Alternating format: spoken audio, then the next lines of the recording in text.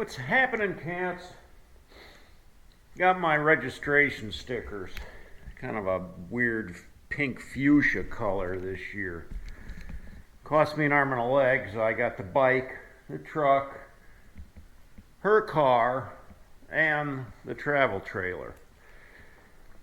So, you know what's really weird though? The bike cost me more than the truck.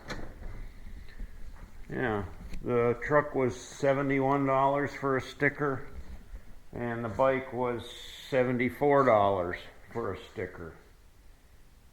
Why would the bike cost more for registration than a Chevy Silverado? I don't know. It just kind of baffles me. But anyway, I went to the BMV, the Bureau of Motor Vehicles here in Ohio, and I thought, well, I'll go in the morning, get a jump on it, you know. And now before I did that, both of these vehicles, the truck and her Nissan, had to get what they call emissions testing. So, I don't know, about 12 miles up the road, there's an emissions testing station. So I had to take one vehicle at a time up there, get the e-check done. And then once I had that done, then I could get the registration. So they make it a big hassle, you know. But, so I get there in the morning, 2.5 hours. 2.5 hours. You had to stand outside for an hour and a half just to get inside. And then once you get inside, oh, take a seat. We'll call your number when we're ready. Oh boy, what a wasted day that was. Anyway, it's done. It's behind me.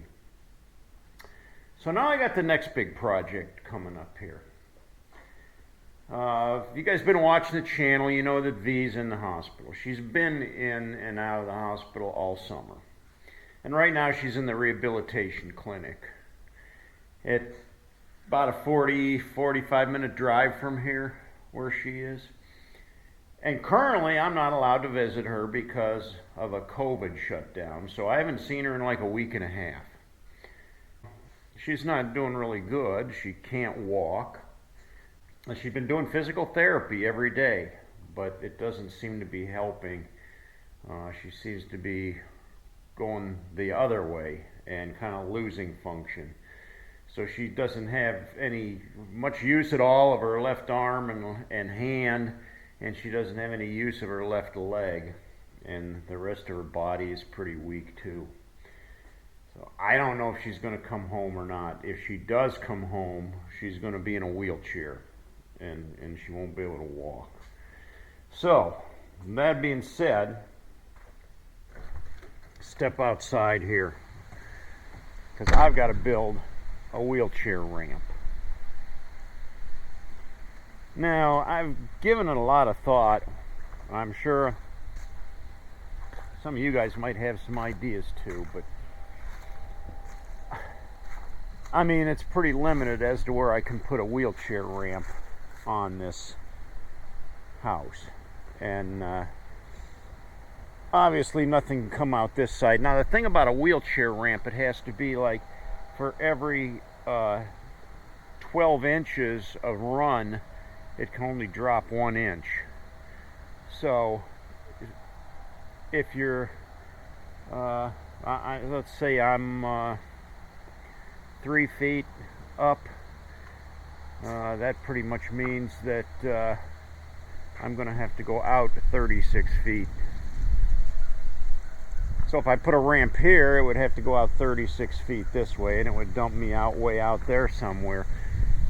What are you going to do in the winter time? I mean, I can't roll her down here and put her in the middle of the yard in the winter. No, so I've been considering this. At first I thought, well, I'll get a ramp that kind of comes out and then comes down this way and terminates over here somewhere, but there's not enough room. There's no way I could fit 36 feet of ramp in there. So this is my idea. I'm going to start right here, and I'm going to run straight out to the door. so that when I get her in the wheelchair, whoop, I can go right to the garage where the cars are. And it should work out about right. Now, the only concern on that is that this kind of slopes downhill a little bit, almost on the same grade that a handicap ramp would have to be. But anyway, if I start up there at the porch, I should end up right down here, and I can wheel it right into the garage, and that would work. And I have to think about the winter too. I mean, I got to get her from point A to point B in the winter time as well as the summer. If I have a ramp coming off of there, I can shovel the snow off of it or sweep the snow off of it, wheel her down. But anyway, and then I also I went ahead and actually figured out the materials, and I ordered the materials today. Ordered the lumber, and I also got this safety walk. It's almost like a coil of like a sandpaper stuff with sticky stuff on there for putting on stair treads, so I can have a little bit of traction when I'm pushing her up and down there. So I don't know. It is what it is. I mean, I don't really have any choice. So next week sometime the lumber should come. They'll drop it up here in the yard somewhere, and I can start building this ramp. I think it's pretty cut and dried. I mean, I've got a lot of carpentry skill. I mean, I did that for a long time, and pretty much it's just a simple straight run. So it's going to be 3 stringers all the way down, and 5/4 decking on top of that, and a 2x4 handrail. I'm not going overboard with it right now. I'm going to keep it simple. Because I don't even know if she's going to be home to use the thing. But, you know, it puts you in a spot, because what if she does come home? Okay, I can get her out of the car and into a wheelchair. But if I'm by myself, you know, there's no way I can get her up these steps in a wheelchair on the porch. It's just not going to happen. Now, if I had, you know, somebody to help me, we could bump the wheelchair up to the landing and then bump it up there and get it in the house. But you know, all the times that we may have to come and go with her appointments, I can't always promise that somebody's going to be available at the drop of a hat to come over and bump down the stairs, or bump up the stairs. So I think this is our only option. Life goes on. You know, it doesn't get any easier. It just gets more detailed and hard. It's very hard. Yesterday, they called me and wanted me to come up to the rehabilitation facility, because they wanted to practice getting her in and out of her car. So they brought her out in a wheelchair. I brought this car, and they said, meet us at the front door. So I met them at the front door. The physical therapist came, and we opened the door, and we wheeled V right up here to the door.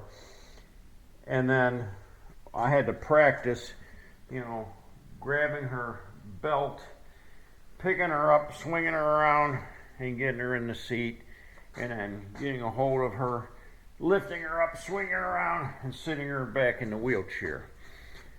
She can't do it by herself at all, and it's kind of a challenge even for me. So anyways, that's where I have been. That's what I've been up to. Today, I think I'm going to kill something. This thing, this vine, it's a wisteria. Now, it's a beautiful, beautiful vine. I planted it when it was just like a little sprout, and now it's, you know, the size of a tree. I mean, look at this thing. But it took over this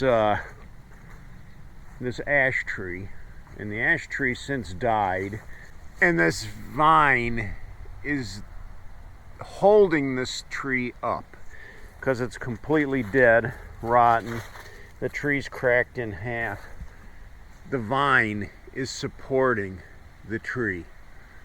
So eventually when the tree completely rots and falls down, I mean, look at this. Look at how this thing grows. It just twists and wraps around anything it can get its grips on. And you see it's wrapped all the way up into the tree, clear to the top. It was on the tree when the tree was alive. Now, it didn't kill the tree. The tree died from the ash borer. But my fear now is this thing's like a living monster. And it keeps putting out tentacles, and it's trying to get onto my Norway spruce here. And that I don't want. The other thing that could happen is it can eventually get over there to the woods, and you'll see it's getting pretty close now. But once it gets tangled up in that, it'll just take over, and you can't stop it. So I think I'm going to try to kill it. Now, if I just cut it with the chainsaw, it's still going to grow. It puts out sucker growth. Yesterday, I cut the sucker growth off of this thing. I cut the vines that were trailing out on the ground. Some of them were 8 feet long, where it was trying to find something to grab hold of. And so I cut all those sucker vines off of there yesterday. And now I think I'm going to cut some, maybe chop some notches in it and put some Roundup in there and see if that'll put an end to it. Alright, cats, that's all I got today. Saturday, a busy day. I had a lot going on. I haven't taken much of a break, and I still got more to do. So thanks for watching. If you liked the video, give me a thumbs up, and if you haven't yet, please subscribe. I'd love to have you along. Till next time, cats, I'll catch y'all later.